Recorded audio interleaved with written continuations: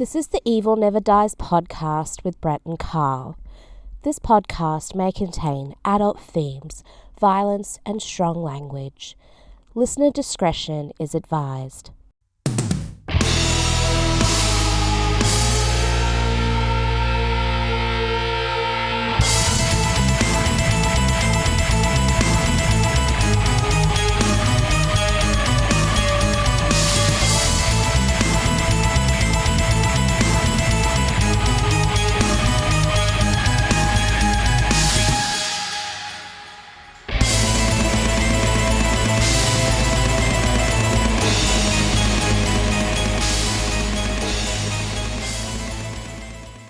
Welcome back to the Evil Never Dies podcast. Still don't know what episode it is. Yeah, unknown episode. Who knows when this will even come out? This is sort of a we're not gonna lie to you. We're recording this as a later to be played show. Yeah. So yeah.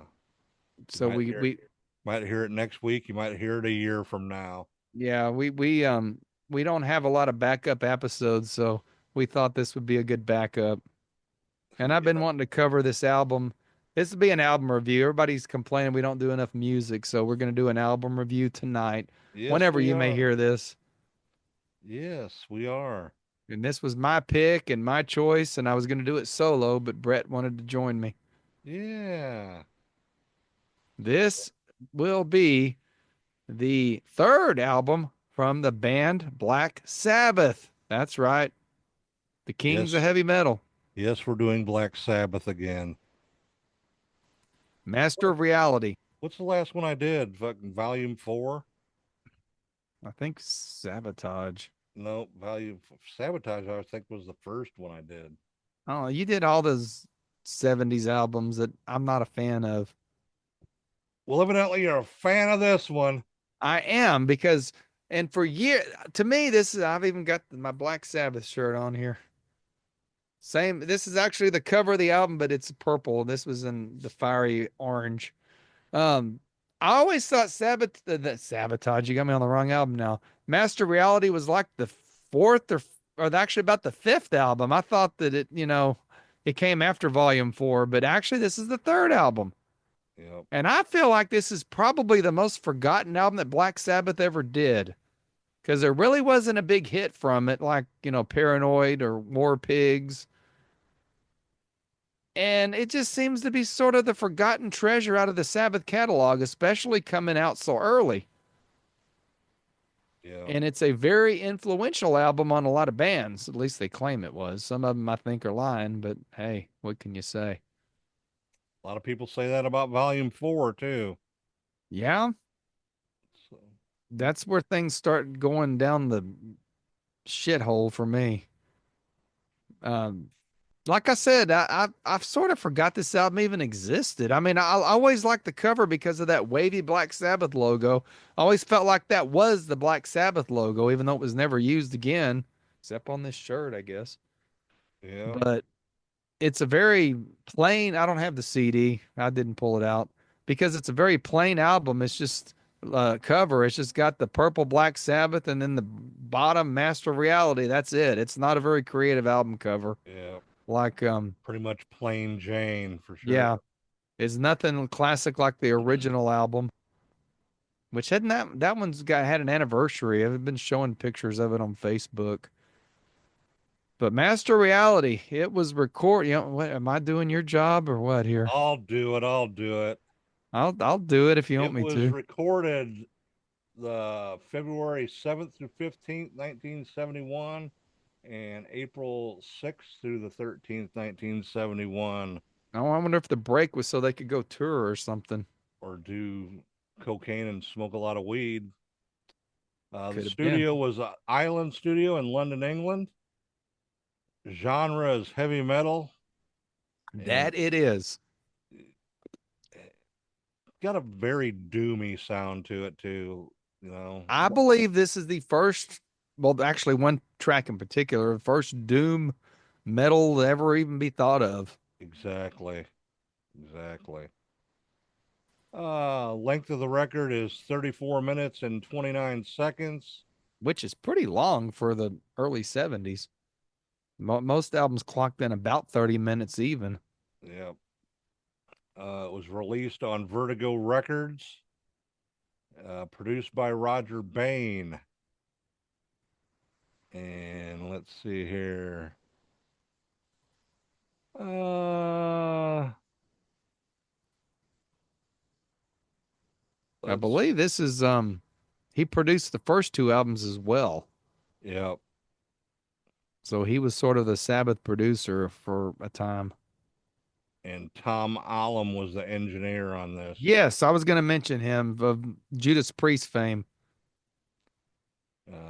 This was Roger Bain's final collaboration with Black Sabbath, as guitarist Tony Iommi took over production for the band's next several albums. I wonder if that's why they started going in a different direction after this album. Maybe, yeah. Drummer Bill Ward explained previously, we didn't have a clue what to do in the studio and relied heavily on Roger. But this time we were a lot more together, understood what was involved, and were more opinionated on how things should be done. So, yeah. I think it was basically co-produced by Tony. Yeah. Oh, let's see here. I guess we'll go over the band members. If you don't know who they are. If you don't know who they are. John Ozzy Osbourne on vocals. Bill Ward on drums. Anthony Tony Iommi on guitar and flute and a couple other instruments. And maybe the greatest bass player to ever play a heavy metal bass, Geezer Butler, on the bass. I honestly think Geezer is the best bass player that ever lived. That's my humble opinion. I don't know what you think about that, but that's just what I think. He's in my probably top 5. I'll give you that. Photography and poster design by Keith. Keith. Keef. Now, when you bought the album, it came with a creepy looking poster, which I kind of don't know why they didn't use that as the album cover, but there's something about this album cover that is alluring to me. Just the purple and black. It just, I don't know. The wavy. Yeah, it's, I don't know. Like I said, this album feels forgotten. And even the cover, it's a hidden gem, of the Sabbath catalog. Yeah. And for me, it's sort of you got Paranoid, Black Sabbath, the first album, and Master Reality. Then for me in the 70s, it starts to go downhill with Volume 4, and it just gets worse from there, as I've talked about, and you disagree with me, obviously, but just my thoughts. They don't sound like Black Sabbath much anymore after this. Yep, exactly. Well, you say exactly. You like those other albums. Some of them. Some of them I don't. Some of them were not too good. Like the last like 2 with Ozzy weren't too good. Those were terrible albums. And I think I've reviewed both of those. You did, and you said they were pretty bad. Now, this album is probably known for them toning down their guitars. Yep, and the bass, which delivered with that bigger, heavier, doomy sound, which had never probably existed. Maybe we'll talk about that when we get into the songs. I got a little bit of a theory, and I don't know if I'm right or wrong about. But yeah, Iommi downtoned because basically it was to help the pain when he was playing guitar, because his tips of his fingers got cut off, when he worked in the fucking steel mills or whatever. He severed 2 of his fingers. Yeah. And he's a left-handed guitar player. And he's also a left-handed guitar player. So the downtuning helped, like we said, produce that doomier sound. Geezer Butler also downtuned his bass guitar to match Iommi. And I think that helped with the sound as well. So, yeah, this is a very gloomy, doomy album. I don't know that Sabbath ever got this doomy. I don't know. I don't know what to think about Paranoid and all those albums. I just don't understand them. Maybe it's just because wasn't alive while I was alive. I wasn't, I was like 5 years old when those albums were released. So I don't Well, know. they those albums, the first two albums were more like stuff going on in the world and stuff They like that, were war and all that and shit some like that. occult. Yeah, and they sort of changed it up with this album a little bit, went a little bit different direction. So Definitely a different direction. Now, Ozzy says he don't remember anything about recording this album. probably He not. was fucked up. He said aside from the part that Tony had detuned his guitar to make it easier to play, and he remembers that Geezer wrote Sweetleaf because they were all smoking dope. And Ozzy said he thought Children of the Grave was one of the best songs they ever recorded. So that's all Ozzy remembers about this album completely. All right. Well, let's go over the charts. Let's do that For because I don't have the charts. 1971, they kicked ass everywhere with this album. The lowest or highest spot they were in Norway at 12 for the peak Okay. position. But US Billboard 200 they got up to 8 and they were in the top 5 in the UK with this album. And let's see here, even up all the next year they were at a 76 on the Billboard 200. So Well, this was a big hit back in the 70s, 71. This album actually was released the year I was born. So I ooh, wasn't even born yet when it came out. ooh. Then the remaster of it. Which I want and I can't fucking find it. I'm gonna have to get it off of eBay, I guess. There's been a couple of different versions of it, I guess, Well, that the they one I released. want is they call it the deluxe edition. It came with two CDs and had bonus tracks, which I've heard some of them on YouTube and they're really fucking cool. Yeah, we'll go into that when I go through the track listing. So 2016 to 2021, uh, U.S. rock and metal albums, it was number one. And UK independent albums, it got to number 3. And U.S. top catalog albums, it got to 22 on the Billboard chart. So still doing good, what, 40 years later? Yeah, So, and certifications, United States, it's certified 2 times platinum. I was gonna say I thought it was double platinum. Yep. I was right. The UK, it went gold, and gold in the UK is 100,000 sold. And it went platinum in Canada, which in Canada, platinum is 100,000 units sold. So, yeah. Yeah, it was released in the US on Warner Brothers. I think that Vertigo was the UK label. Yeah, They were it on was. Warner Brothers for in America all the way up till fuck, I think in the way up in the 80s. I think one of them Tony Martin albums was even released by Warner Brothers. Yeah. So they had a long time relationship with Warner Brothers Records in the United States. Yeah. United Kingdom, release history, August 1971 on Vertigo. And then in 92, it came out on CD in the UK on Castle Records. Don't even know what Castle is. Then the US, like we said, August 71 on Warner Brothers. And 12th of May of 1987, it came out on CD. You probably can't find that remastered one because it's UK. It's from the UK on Ah, Sanctuary. it's on eBay. I just need to order it. It's a double CD. I think I got if the catalog number if you want it. I don't need that. I'll find it on eBay. I already saw it. I was going to order it before we did the show, but I ran out of time. I think that CD that came out in '87, I've actually got that original CD pressing from the first time it came out. Oh yeah, It's in my Black Sabbath stack, but I have, I too got much shit in the way. 2 or 3 thousand CDs in there.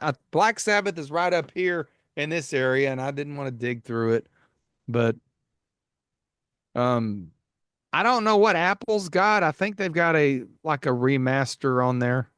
Eh, Sounds good on Apple. It sounds great, actually. Well, I was So, listening to it. It's the original UK version that's on there. The oh, one I listened to. whatever it is, it sounds really good on Apple Music. Now, I don't know what was up with all these subtitles and stuff. I didn't even know that was a thing.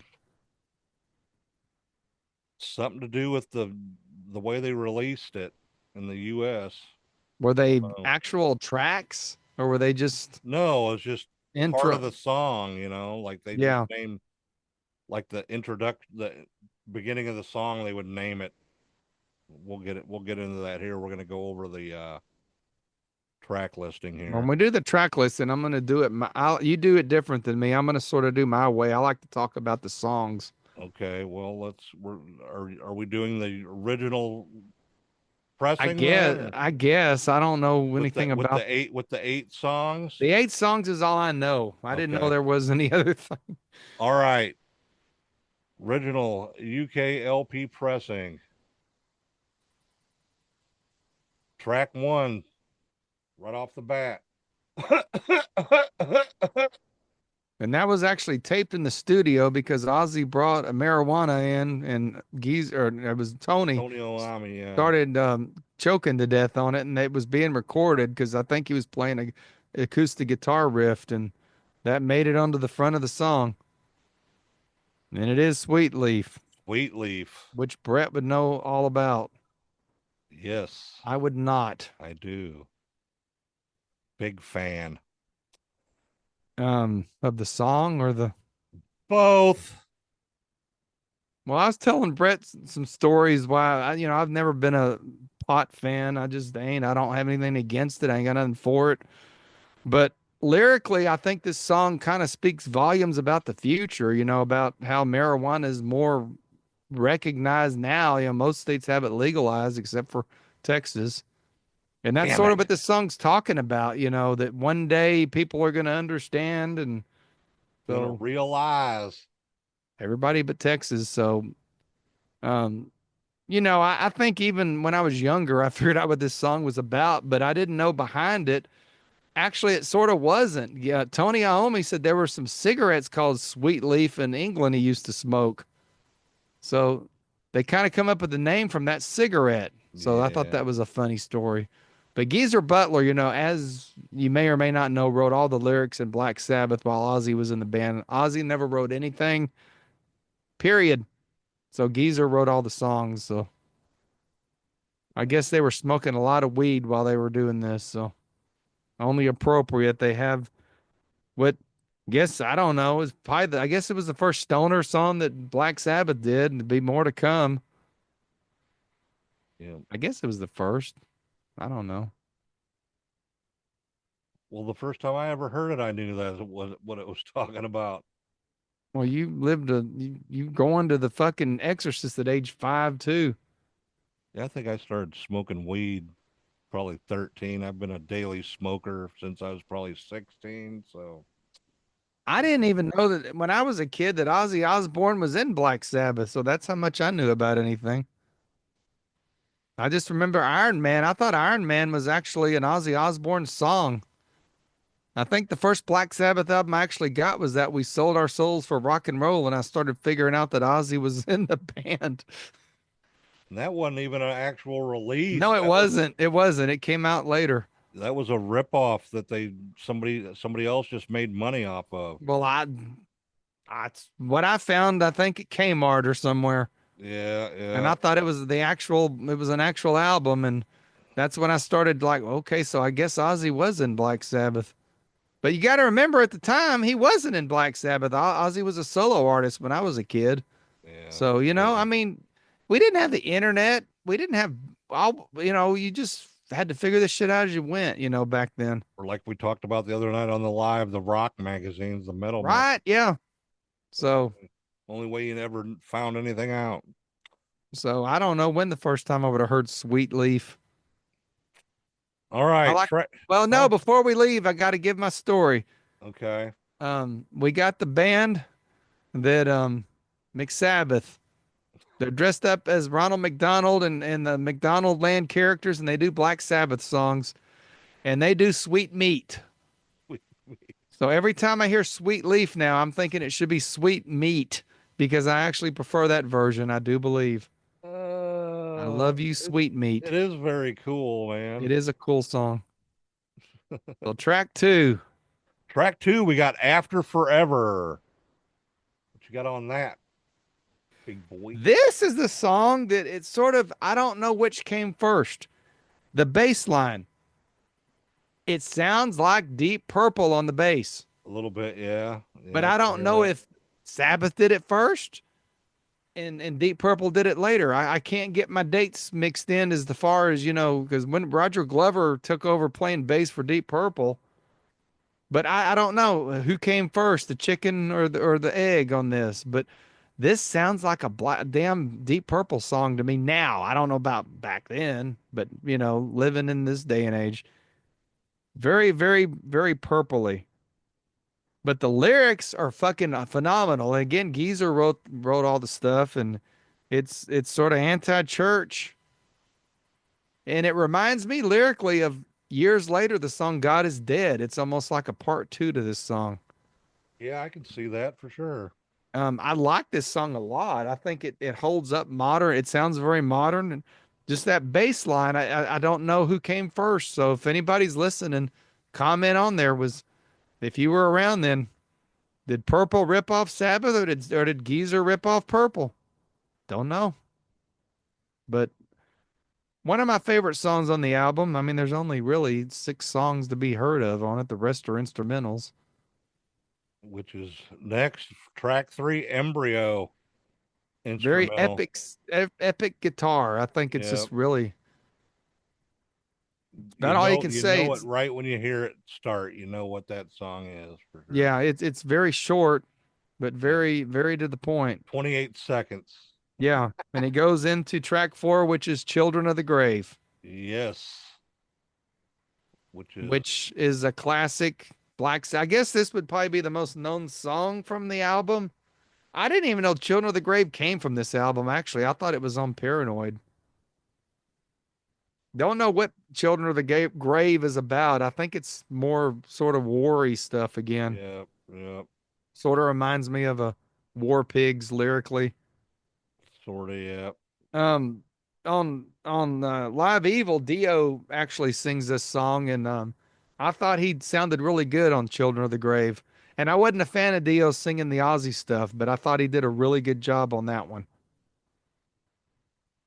Well, he did a good job doing Children of the Sea, so why wouldn't he do? Sabbath have a lot, with this song, this album is Master of Reality, and they have a song, Master of Illusion on another album, and a lot of master albums with Black Sabbath. Children of the Sea, Children of the Grave. Yep. Let's flip sides on the all right. We're going to side of the album. Track 5, which is Orchid, which is another instrumental. This is a very haunting classic guitar song. Yeah. As far as the classic, style of guitar, it's very un-Black Sabbathy, but it just shows how fucking talented Tony Iommi is. And I said Geezer was probably my favorite bass player. I think Iommi might be my damn favorite guitar player, honestly. Really? I think so. Okay. I think if they tell me you need to start a band, you can take anybody from their prime to start a band, I would take Iommi and Geezer. I would not take Bill Ward or Ozzy, but I'm telling you, man, Geezer and Iommi, just the way they click is just amazing to me. Okay, who would you take for a drummer? Not Bill Ward. I know you like Bill Ward, but I love Bill Ward, man. He's a hard hitter, man. I don't know. He seemed. I mean, Bill Ward reminds me a lot of Peter Criss. I mean, he never really had any success outside of out of Sabbath. He just sort of he just disappeared into oblivion. What did he do after Sabbath? Nothing, I don't think. There you go. I think he played on somebody's album. I can't. I'm almost pretty sure, but I'm not dogging Bill Ward. I just don't think I think a lot like Peter, he just didn't really grow as a drummer and just sort of, he started out, he was great for these early Sabbath albums, there's no doubt about it, but just like Peter was great in Kiss in the early days. I Both great drummers, I just don't think they grew. Bill Ward is probably in my top 10 drummers. He would not be in mine. Sorry. Neither would Peter for that man. I don't know why him and Peter sort of remind me of each other. They were both very talented drummers and they were perfect for the What they albums did they at the did. time, yeah. Yeah, no doubt about it. Orchard, though, that's a good little fucking guitar, instrumental. Classic guitar. And that's 1 minute and 31 seconds. Yep. All right, on to track 6, Lord of this World. And this to me was the beginning of doom metal. Yeah. This started it. I mean, you play this fucking song and almost every doom metal album that's ever came out sounds like this song in a way. Not exactly. You know what I'm talking about. I think this song really influenced a lot of the doom bands. And it still sounds fucking modern right now to this day. Yep. For sure. Probably be about my third favorite album on the song out of the 6 songs that exist. Oh, talking about doom, we're coming on track 7, Solitude. That's doomy as shit, dude. And you're gonna laugh at me, but this is my favorite album on the song, and it might be one of my Favorite favorite song on the album, you mean? yeah, favorite exactly. And but I was about to say it might be my favorite Sabbath song from the '70s, except for War Pigs, Paranoid, Black Sabbath, and Iron Man. Okay. I love this song. I've been listening to it since I was, when we're gonna do the review. I just this song is just haunting, and that I don't know how they got Ozzy to sound like that. It does not sound like Ozzy Osbourne singing. It sounds like it could be Dio or something. It's a ballad. It's a slow, doomy, depressing ballad. Yep. Probably the first ballad that Sabbath had ever done. I mean, this is only their third album. Exactly. Love that song. All right. And finally, last but not least, we got Into the Void.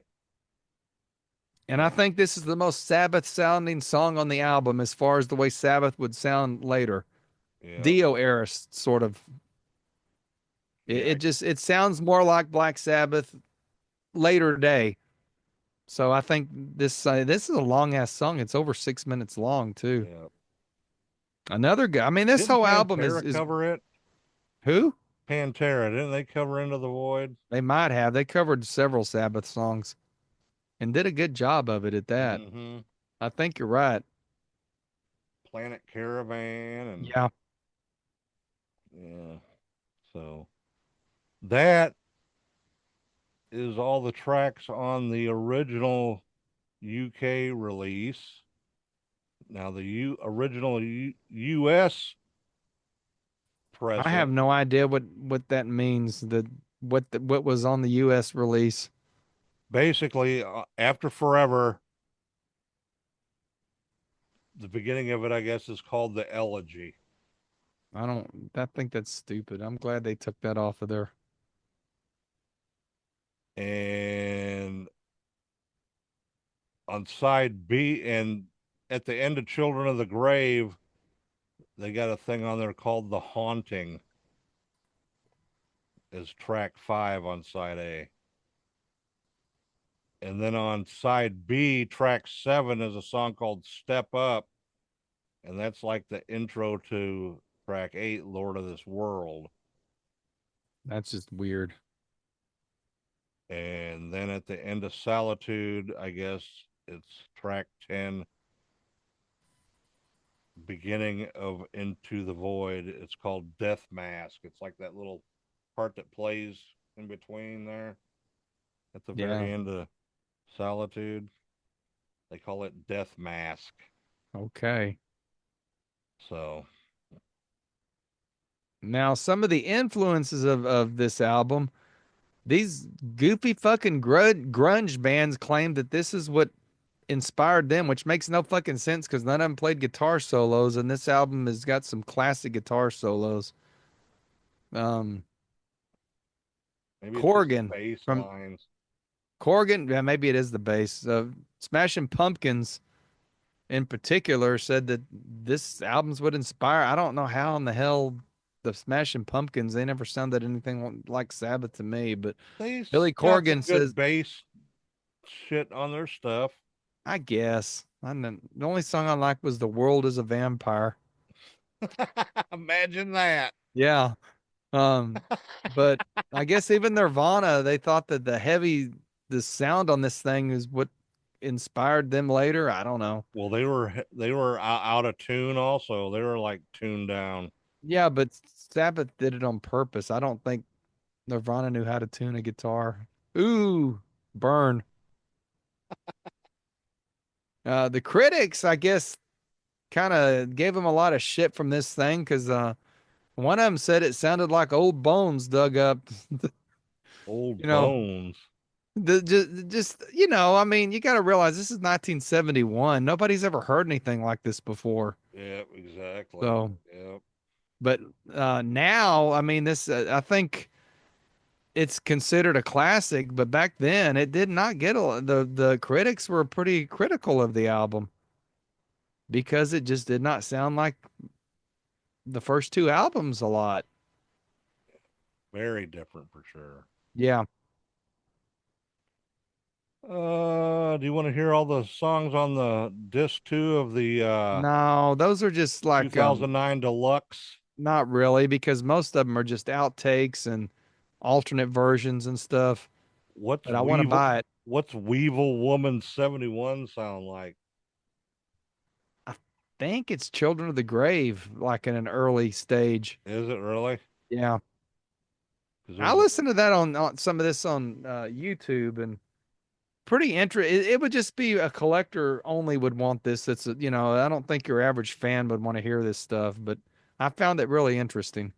yeah, I'd like to hear So these outtakes. You say it's on it's on YouTube YouTube? Music is where I found. I'm sure it's on regular YouTube too. Yeah, the Sweetleaf was really cool with the alternate lyrics. So I don't know if you'll ever find it anybody, but it is on eBay if you want to pay like $20. I'll probably get it just because I'm like that. Just to have it.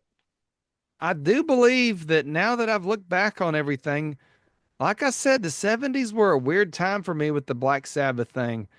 As a kid, I always thought Black Sabbath was always this real heavy, doomy band, and then they got so weird with those later Ozzy albums. They sort of like fell into like the acid rock They did, sort of style, you know.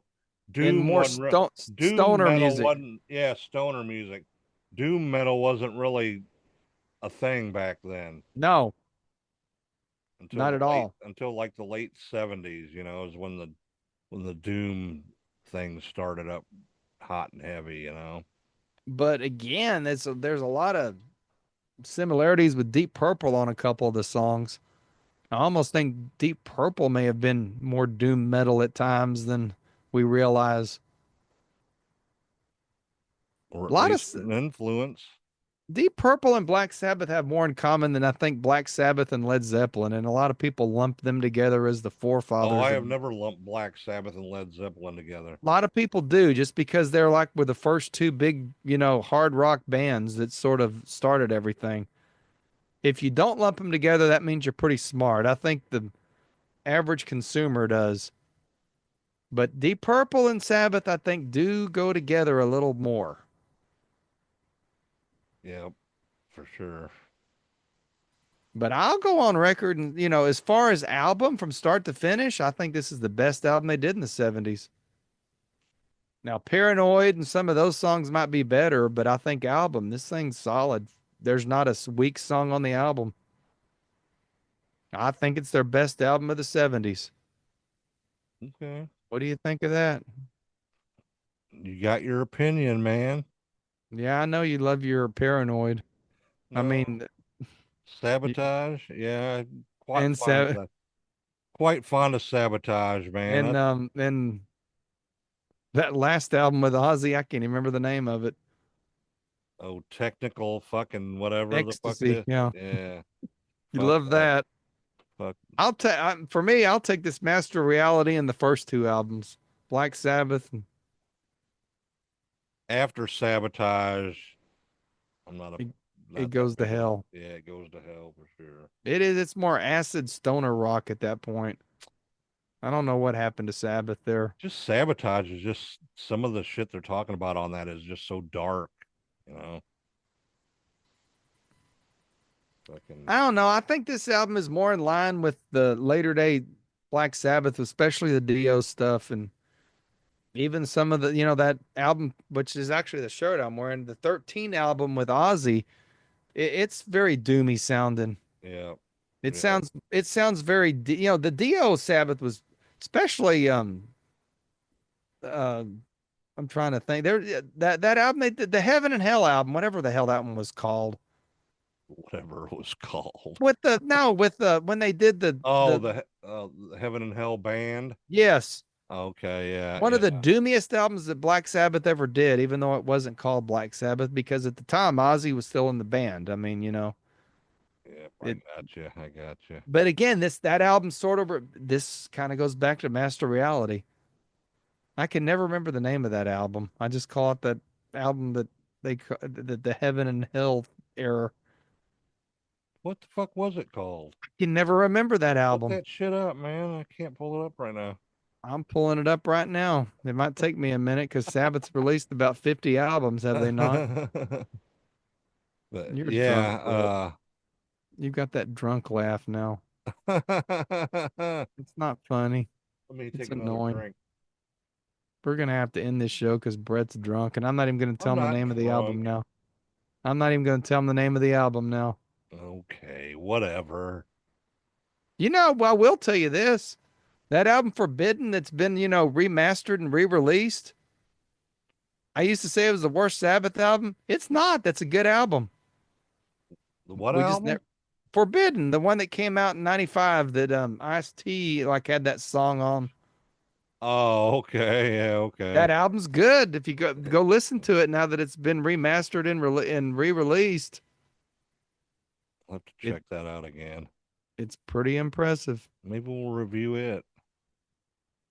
Might need to. All right, Carl, since you picked this album, you go first.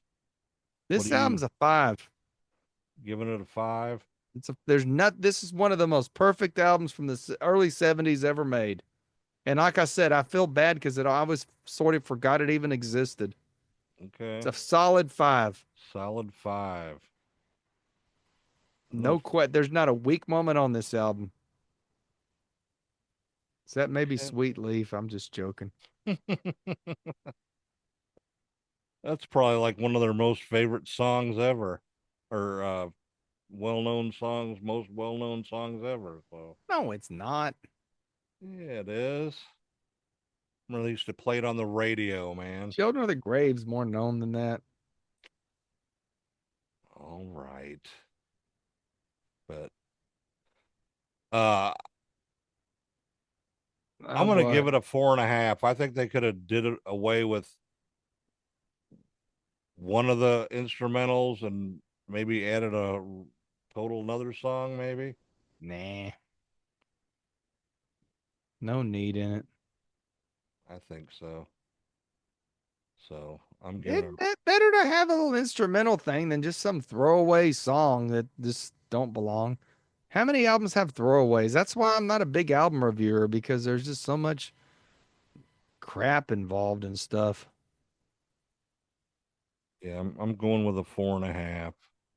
Well, It's not my favorite Sabbath album. you have your opinion, like you always tell me. As you, my friend. You can have your own opinion about whatever. I know I'm right and you're not. All right. So And the album was called The Devil You Know, so it's now you know. the devil you know. That's From right. the Heaven and Hell band. That's right. The devil you know. Yep. Very doomy, gloomy, very Master Reality sounding album. Music wise. Huh? Musically wise, not singing wise. Sane? Singing. Dio sang on that album. No fucking shit, Sherlock. Doesn't sound nothing like Ozzy, so you're comparing the music of Master Reality with that You're just album. being an ass. No, I'm done. Brett's being mean to me. I'm done. I love you, man. You're mean. I'm not mean. You are mean. All right. Well, I guess that's, unless Carl's got anything else about Master of Reality, I guess we're done with this episode. So, anything else? I'm not talking to you no Oh, more. he's pissed off at me now. Shit. All right, everybody. Well, thanks for watching and listening. We hope you liked this episode of Master of Reality, and check us out on all the social medias and join the group. Hit that like and subscribe on the YouTube. We appreciate you, and stay evil, everybody.